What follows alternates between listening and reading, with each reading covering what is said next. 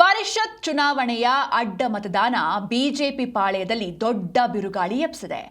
ಆರೋಪಿಗಳ ಪತ್ತೆಗೆ ಇದೀಗ ಕಮಲ ಪಡೆ ಧರ್ಮಸ್ಥಳದ ಮೊರೆ ಹೋಗಲು ಮುಂದಾಗಿದೆ. ಆದರೆ ಈ ಸಭೆಯ ನಿರ್ಧಾರದ ವಿರುದ್ಧವೇ ಪಕ್ಷದಲ್ಲಿ ಭಿನ್ನಮತ ಭುಗಿಲೆದ್ದಿದೆ.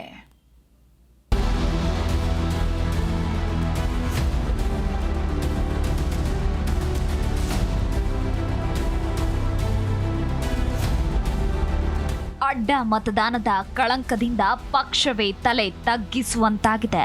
ಸಾಕ್ಷಿ ಸಿಗದ ಪ್ರಕರಣದಲ್ಲಿ ಆತ್ಮಸಾಕ್ಷಿಯ ಪರೀಕ್ಷೆಗೆ ಬಿಜೆಪಿ ಮುಂದಾಗಿದೆ. ಧರ್ಮಸ್ಥಳದ ಅಣ್ಣಪ್ಪ ಸ್ವಾಮಿ ಸನ್ನಿಧಿಯಲ್ಲಿ ಶಾಸಕಾಂಗ ಸಭೆ ನಡೆಸಿ ಎಲ್ಲರನ್ನೂ ಆಣೆ ಪ್ರಮಾಣ ಮಾಡಿಸಲಾಗುತ್ತದೆ ಎಂದು ರಾಜ್ಯ ನಾಯಕರು ತಿಳಿಸಿದ್ದಾರೆ. ಯಾರು ಆ ದ್ರೋಹಿಗಳು ಎಂಬುದು ಸದ್ಯದ $1 ಮಿಲಿಯನ್ ಪ್ರಶ್ನೆಯಾಗಿದೆ. ಸದ್ಯ ರಾಜ್ಯಾಧ್ಯಕ್ಷ ಬಿವೈ ವಿಜಯೇಂದ್ರ ಮತ್ತು ವಿಪಕ್ಷ ನಾಯಕ ಆರ್ ಅಶೋಕ್ ದೆಹಲಿಯಲ್ಲಿ ಹೈಕಮಾಂಡ್ ಜೊತೆ ಚರ್ಚೆ ನಡೆಸುತ್ತಿದ್ದು, ನಾಳೆ ನಿರ್ಣಾಯಕ ನಿರ್ಧಾರ ಹೊರಬೀಳಲಿದೆ. ಪವಿತ್ರ ಕ್ಷೇತ್ರವನ್ನು ರಾಜಕೀಯಕ್ಕೆ ಬಳಸಬಾರದೆಂದು ಸ್ವತಃ ಬಿಜೆಪಿ ಹಿರಿಯ ನಾಯಕರೇ ಹೇಳುತ್ತಿದ್ದಾರೆ.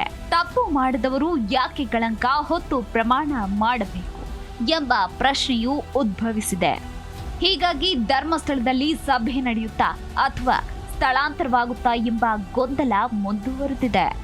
ಇನ್ನು ಕ್ರಾಸ್ ವೋಟಿಂಗ್ ಬಗ್ಗೆ ಯಾವ ನಾಯಕರು ಏನ್ ಹೇಳಿದ್ರು ನೋಡೋಣ ಬನ್ನಿ. ಈ ಸರ್ಕಾರದಲ್ಲಿ ಯಾರನ್ನು ಬೇಕಾದರೂ ಬ್ಲ್ಯಾಕ್ ಮೇಲ್ ಮಾಡ್ತಾರೆ, ಯಾರಿಗೆ ಬೇಕಾದರೂ ಯಾವ ರೀತಿಯ ಆಮಿಷಗಳನ್ನು ಒಡ್ಡಿ ಅವರನ್ನು ಬದಲಾವಣೆ ಮಾಡ್ಕೋಬೋದು ಅಂತಕ್ಕಂಥವ್ರು ಎಕ್ಸ್ಪರ್ಟ್ಗಳಿದ್ದಾರೆ. ಅದರಿಂದ ಈ ಒಂದು ಚುನಾವಣೆಯಲ್ಲಿ ಕ್ರಾಸ್ ವೋಟಿಂಗ್ ಏನಾಗಿದೆ, ಇದೇನು ಹೊಸದಲ್ಲ. ಇವತ್ತು ಪಕ್ಕದಲ್ಲಿ ಅದು ಯಾವುದೋ ಜಾರ್ಖಂಡಲ್ಲಿ ಕಾಂಗ್ರೆಸ್ದೇ ಆಗಿದೆಯಲ್ಲ.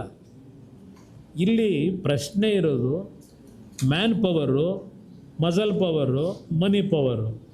ಇದರಲ್ಲಿ ಏನು ಬೇಕಾದರೂ ಮಾಡ್ತಾರೆ. ಈ ಚುನಾವಣೆಯಿಂದ ನಾನು BJPಯ ನನ್ನ ಮಿತ್ರ ಪಕ್ಷದ ಸ್ನೇಹಿತರಿಗೂ ಹೇಳ್ತೇನೆ, ಯಾರೂ ಯಾವುದೇ ಕಾರಣಕ್ಕೂ ಆತಂಕಕ್ಕೆ ಒಳಗಾಗೋದು ಬೇಡ.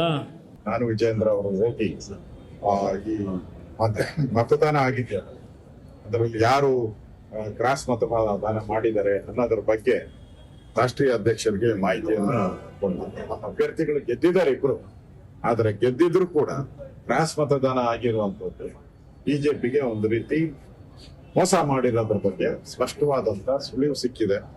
ಯಾರು ಮಾಡಿದ್ದಾರೆ ಅದು ಪತ್ತೆ ಹಚ್ಚಬೇಕಾಗಿದೆ. ಈಗಾಗಲೇ ಸಮಿತಿ ನೇಮಕ ಮಾಡಿದ್ರಿ, ಅವರು ರಿಪೋರ್ಟ್ ಕೊಡ್ತಾರೆ. ಇವತ್ತು ಅಥವಾ ನಾಳೆಯಲ್ಲಿ ರಿಪೋರ್ಟ್ ಕೊಡ್ತಾರೆ. ನಾನು ಪ್ರಹ್ಲಾದ್ ಜೋಶಿ ಅವರು ಕೂಡ ಆಣೆ ಪ್ರಮಾಣ ಯಾವುದೇ ವಿಚಾರವನ್ನು ಮಂಜುನಾಥ ಸನ್ನಿಧಾನದಲ್ಲಿ ತಗೊಂಡೋಗೋದು ಬೇಡ. ಇವತ್ತು ಯಾರು ಇವತ್ತು ಈ ಮತ ಹಾಕುವಂಥ ಟೈಮಲ್ಲಿ ಮೋಸ ಮಾಡಿದಾರೋ ಅವರು ಭಗವಂತ ಏನು ಶಿಕ್ಷಣ ಕೊಡ್ತಾರೋ ಅದು ಕೊಟ್ಕೊಂಡು ಹೋಗಲಿ.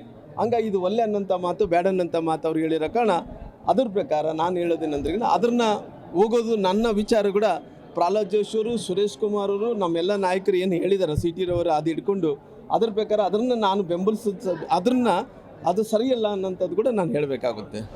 ಇನ್ನು ಬಿಜೆಪಿ ಶಾಸಕರಿಗೆ ಧರ್ಮಸ್ಥಳದಲ್ಲಿ ಆಣೆ ಪ್ರಮಾಣ ಮಾಡಿಸುವ ವಿಚಾರವನ್ನು ಗೃಹ ಸಚಿವ ಪ್ರಿಯಾಂಕ ಖರ್ಗೆ ಟೀಕಿಸಿದ್ದು, ವಿಜಯೇಂದ್ರ ಅಶೋಕ್ ನಾಯಕತ್ವದಿಂದ ಬಿಜೆಪಿ ಶಾಸಕರು ಬೇಸರಗೊಂಡಿದ್ದಾರೆ ಅಂದ್ರು.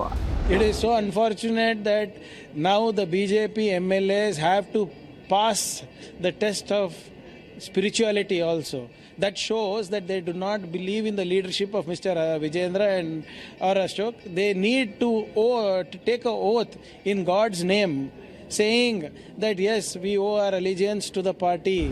ಒಟ್ಟಾರೆ ಯಾರು ಅಡ್ಡ ಮತದಾನ ಮಾಡಿದ್ದಾರೆ ಎಂಬುದನ್ನ ಪತ್ತೆ ಮಾಡುವುದು ಕಷ್ಟ ಸಾಧ್ಯವಾಗಿರುವುದರಿಂದ ಬಿಜೆಪಿ ಇದೀಗ ಅಗ್ನಿ ಪರೀಕ್ಷೆಯ ಹಾದಿ ತುಳಿದಿದೆ. ಆದರೆ ಬಿಜೆಪಿ ನಾಯಕರ ಈ ನಿರ್ಧಾರಕ್ಕೆ ಪರ ವಿರೋಧಗಳು ವ್ಯಕ್ತವಾಗಿದ್ದು, ಈ ರಾಜಕೀಯ ಹೈಡ್ರಾಮಕ್ಕೆ ಧರ್ಮಸ್ಥಳ ವೇದಿಕೆಯಾಗುತ್ತಾ ಎಂಬುದನ್ನ ಕಾದು ನೋಡಬೇಕಿದೆ. Janardhan Hebbar, Zee Kannada news, Bengaluru.